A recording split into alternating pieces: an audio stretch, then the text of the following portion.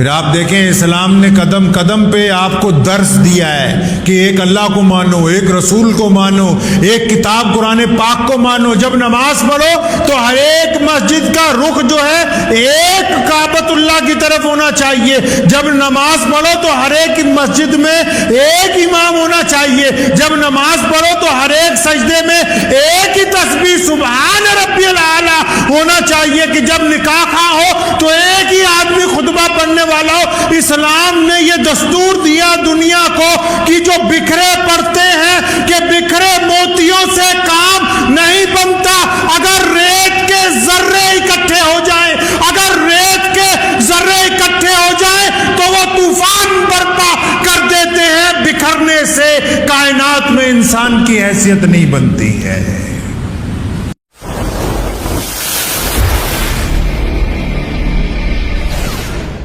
اللہ کے پیارے نبی حضرت محمد رسول اللہ صلی اللہ تعالیٰ علیہ وسلم نے پوری دنیا کے انسانوں کی ہر ایک سمت سے، ہر ایک لحاظ سے رہنمائی فرمائی اور ایسی مکمل جامع رہنمائی کہ جس سے انسان ایک خوبصورت اور اچھی زندگی جو ہے وہ گزار سکتا ہے۔ دین اسلام سے پہلے لوگوں نے عبادت کو خدا کی رضامندی کا ذریعہ سمجھا۔ پیارے نبی صلی اللہ تعالی علیہ وسلم نے عبادت کے ساتھ اخلاق کو اللہ کی رضامندی کا ذریعہ بتایا۔ شریعت نے اپنے ماننے والوں کی بہت خوبصورت انداز میں رہنمائی فرمائی۔ ہر اس شے کو جو دل کے اندر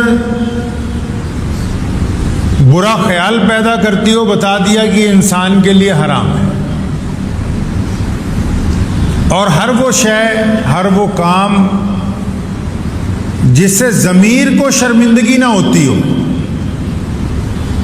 انسان کا ضمیر زندہ رہتا ہو، اسے کار ثواب بتایا۔ لوگوں نے جن چیزوں کو اپنے لیے مذاق کا، اپنے لیے تفریح کا ذریعہ بنایا اور جن چیزوں سے دوسروں کو تکلیف پہنچا کے لوگ خوش ہوتے تھے، اسلام نے اسے حرام قرار دیا۔ شریعت نے کہا کہ آپ کسی کو تکلیف پہنچا کے اگر خوش ہو رہے ہیں تو یہ خوشی خوشی نہیں ہے، یہ اللہ کے عذاب کو بلانے کا ذریعہ ہے۔ پیارے نبی حضرت محمد رسول اللہ صلی اللہ تعالی علیہ وسلم کی ذات گرامی نے بدترین حالات میں بھی لوگوں کی ہمت افزائی کرنے کا حکم فرمایا ہے۔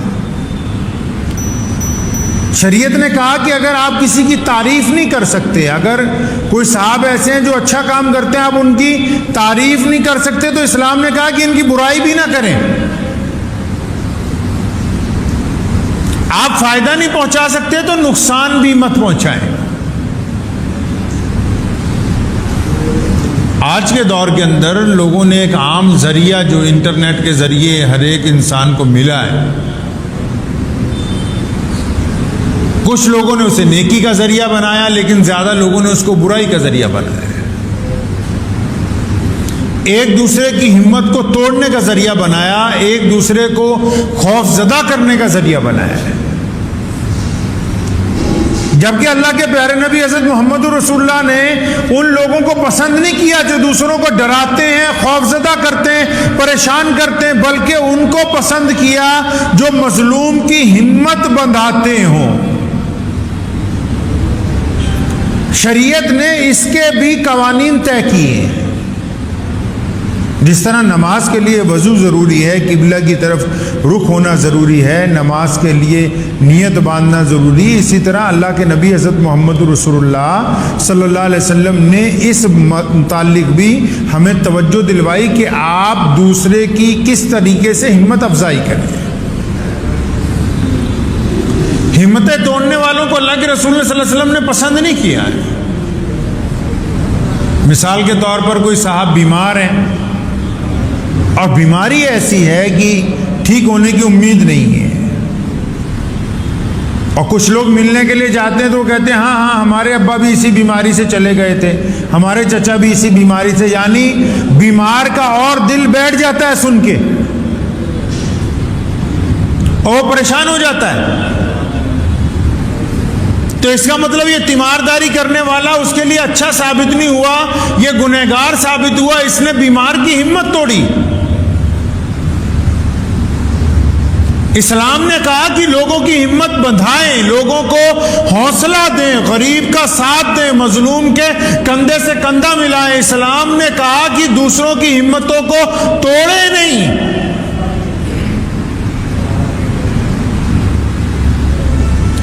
شریعت نے یہ حکم دیا ہے کہ آپ لوگوں کی ہمت افزائی کریں۔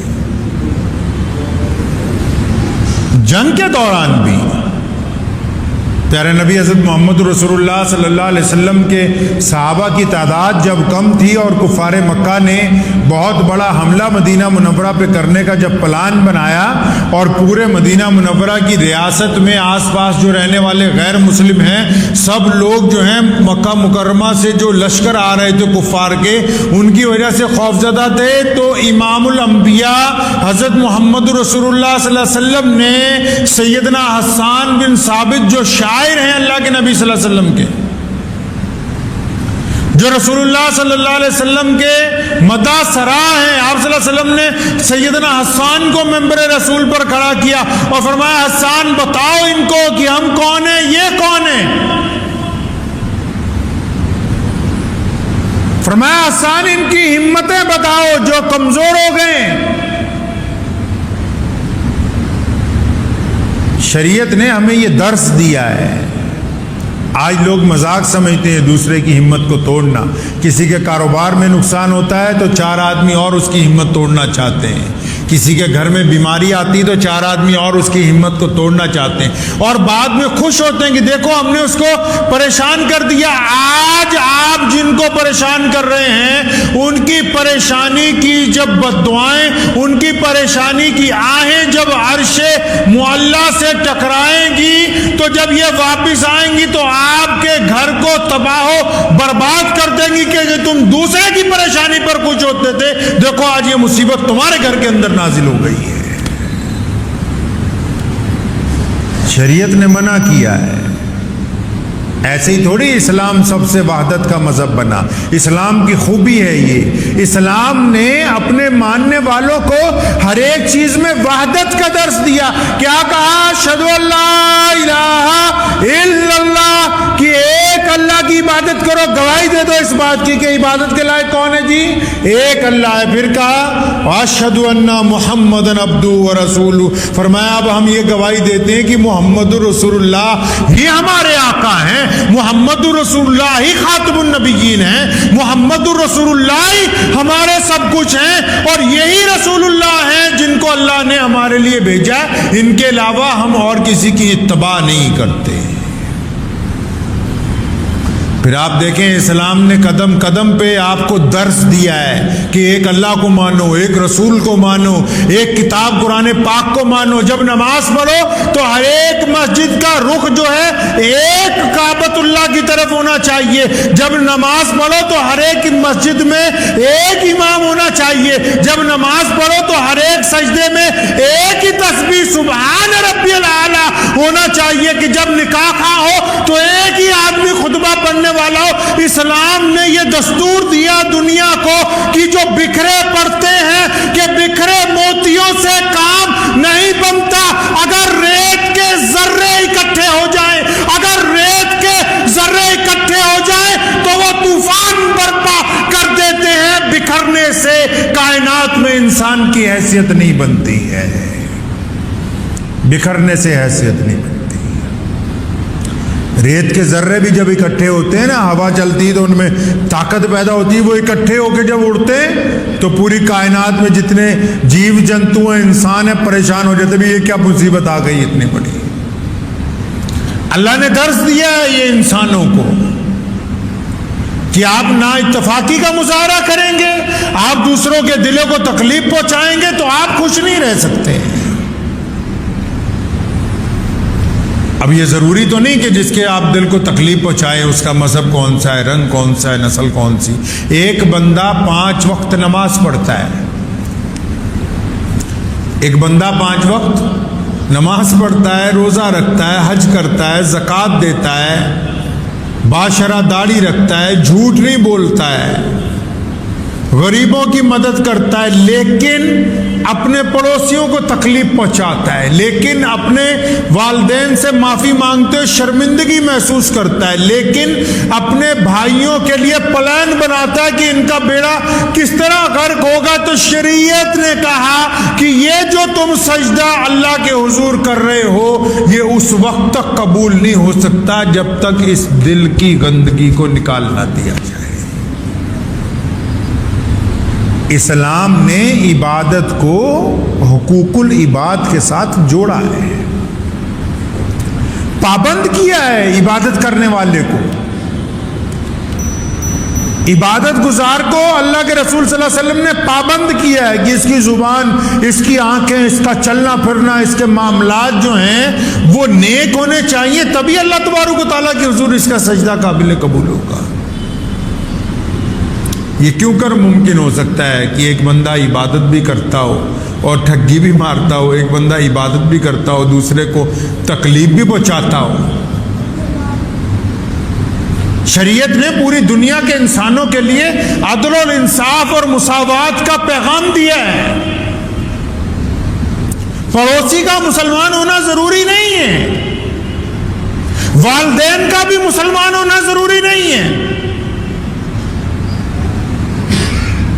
جن کے ساتھ آپ ظلم کرنے لگے ہیں، جس مظلوم کے ساتھ بدتمیزی کر رہے ہیں، جس غریب کے ساتھ زیادتی کر رہے ہیں، ضروری تھوڑی ہے کہ اگر مسلمان ہے تو آپ اخلاق سے پیش آئیں گے، مسلمان نہیں ہے تو آپ اخلاق سے پیش نہیں آئیں گے، نہیں، بلکہ اللہ کریم نے کہا کہ کائنات کے تمام لوگ میرا کنبہ ہیں، اور اللہ کو وہ بندہ پسند ہے جو اللہ کے کنبے سے پیار کرتا ہو۔ یہی اسلام نے، شریعت نے ہمیں حکم دیا ہے کہ ہم لوگوں میں نفرتیں پھیلانے کی بجائے محبت کو عام کریں، لوگوں کا حوصلہ نہ توڑیں۔ سونے رسول نے نہیں کہا کہ جب کبھی بیماری پھیل جائے، کہیں لوگ مرنے لگ پائیں، فرمائیں ہم وہاں سے بھاگو نہیں۔ بھاگنے سے کیا مراد ہے؟ بھاگنے سے یہ مراد ہے بھی ڈرو نہیں، زندگی اور موت تو اللہ کے اختیار میں، اور اگر سارے ہی بھاگ جاؤ گے بیماروں کی مدد کون کرے گا؟ سارے ہی اگر کہیں گے کہ اچھا ہمیں خوف لگ گیا ہے، پریشان ہو گئے، تو کون بیماروں کی دوا بوٹی کرے گا؟ کوئی نہیں کرنے والا ہوگا۔ شریعت نے حکم دیا ہے، مسلمانوں کو درس دیا انسانوں کی، جب بیماری پھیل جائے تو وبا کی جگہ سے بھاگو نہیں۔ 2 وجوہات سے، پہلی وجہ کہ آپ اگر اچھی اس جگہ سے بھاگیں گے جہاں بیماری پھیلی ہے تو جو بیمار ہو گئے ان کا ساتھ کون دے گا، اور دوسری وجہ اگر آپ اس علاقوں کو چھوڑ کے جائیں گے تو اپنے ساتھ بیماری کو کسی دوسرے علاقے کے اندر لے جائیں گے۔ ڈاکٹر تو آج کہہ رہے ہیں، سونے رسول صلی اللہ علیہ وسلم نے 1450 سال پہلے ہمیں درس دیا ہے۔ تو اس لیے شریعت نے جو باتیں ہمیں سمجھائیں، آج کہتے ہیں ڈاکٹر کی بار بار اپنے ہاتھ صابن سے دھوئیں، شریعت نے 1450 سال پہلے کہا کہ آپ 5 وقت نماز کے لیے وضو ضروری، اور شریعت نے وضو کے لیے جسم کے ان اعضاء کا انتخاب کیا ہے کہ جو اعضاء براہ راست ہوا سے متاثر ہوتے ہیں، جن کے اوپر کیٹانو آ سکتے ہیں۔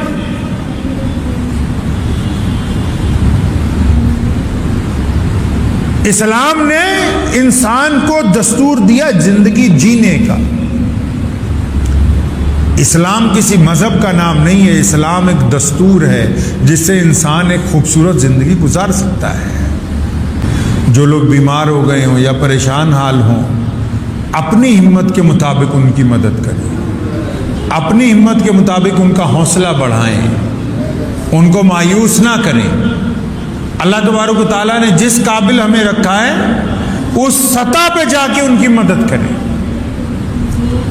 اگر آپ مدد نہیں کریں گے تو آپ کا ضمیر مردہ ہو جائے گا۔